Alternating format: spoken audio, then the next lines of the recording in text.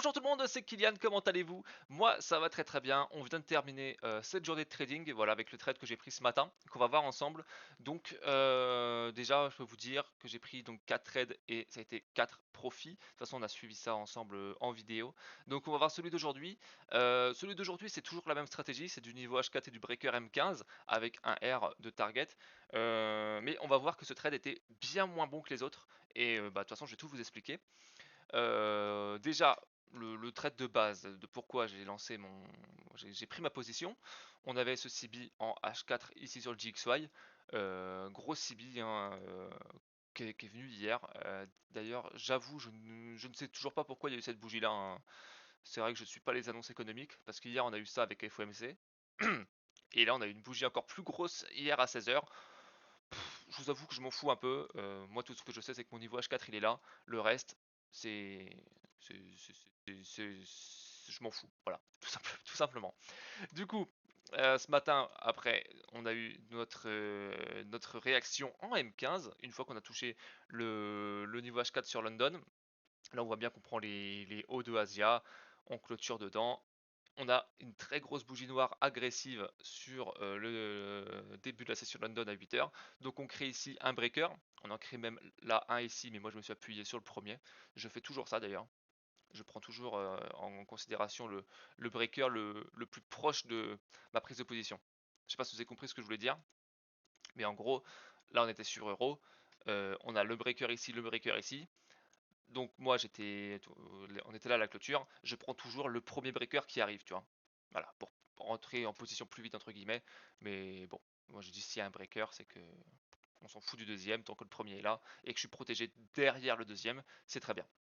Voilà, en gros. Donc bah tout simplement, hein, il y a eu le breaker ici avec cette grosse bougie verte en M15.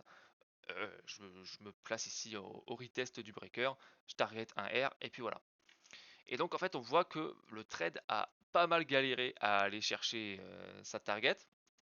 Parce que ici au retest on est quand même bien parti. Voilà, ça a galéré. J'avoue que ça a galéré, on est parti, ça fait ça, ça fait ça, ça fait ça.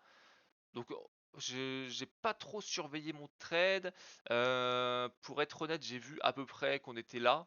La première fois que j'ai regardé où ça en était. Là je me suis dit bon, ça sent plutôt bon. Et puis à un moment donné, j'ai rouvert mon trade locker et j'ai vu qu'on était là, quelque part, en gros.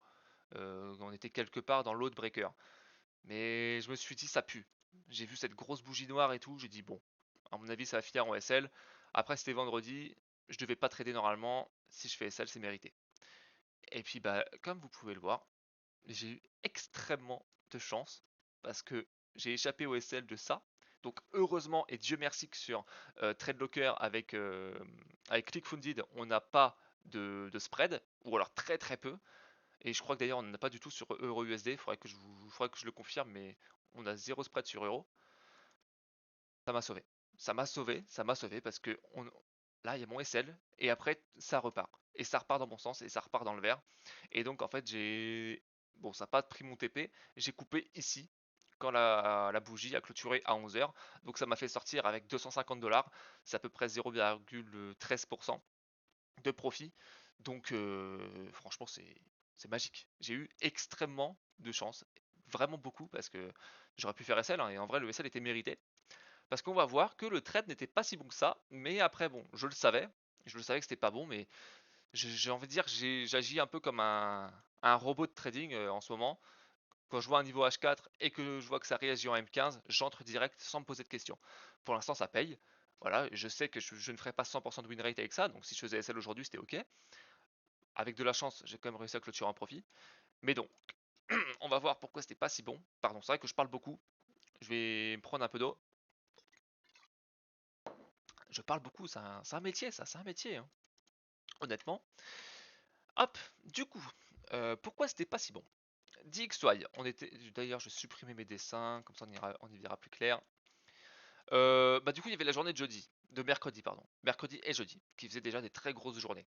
On partait bien à la baisse, on prenait toutes les liquidités qu'il y avait ici, on prend là, et on a ici donc un busy en daily, un order block, et en weekly, un order block également.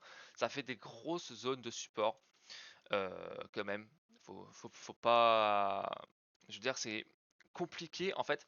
C'est compliqué de chercher encore la continuation baissière quand on fait déjà deux si grosses journées baissières et qu'en plus de ça, on va taper des grosses zones de support daily et weekly. Voilà.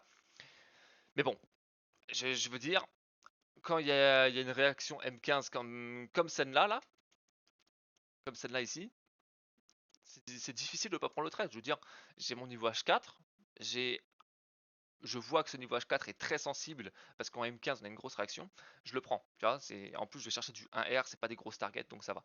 Mais c'est pour ça que quand même ce trade était bien moins bon. C'est que niveau probabilité, il y avait quand même beaucoup moins de chances que j'aille faire le TP comparé au trade que j'ai pris hier par exemple, que vous pourrez aller voir en vidéo. Le trade d'hier était hyper clean, hyper simple, était vraiment 90% de chance de faire TP tellement que c'était obvious. Là, c'est plus compliqué. Déjà parce qu'on est vendredi. Le vendredi, généralement, c'est pas un bon jour de trading. C'est fin de semaine, voilà, c'est pas un bon jour pour trader. Et puis là, on venait taper des très grosses zones de support sur les hautes time frames. Donc c'était plus compliqué. Voilà, c'est des choses à prendre en compte quand on trade. Et franchement, il faut faire attention à ça quand on prend position. C'est quand même ces hautes time frames. Après voilà, j'ai décidé de prendre le trade. Je savais que c'était pas de la haute proba. Mais bon, honnêtement, j'aurais pu rester de côté aujourd'hui et garder mes profits.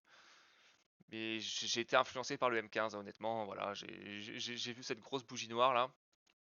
Franchement, je me suis dit, bah, vas-y, un R, ça se tente tous les jours là. Avec ça, si la bougie a fait ça, qu'est-ce qui va l'empêcher d'aller là? Voilà, c'est ce que je me suis dit.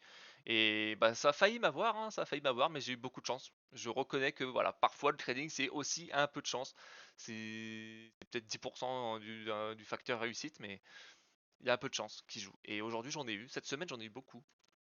C'est vrai que j'ai eu beaucoup de réussite cette semaine, donc bah merci aux gens qui manipulent les graphiques. Voilà. Enfin bref, du coup samedi je vais sortir.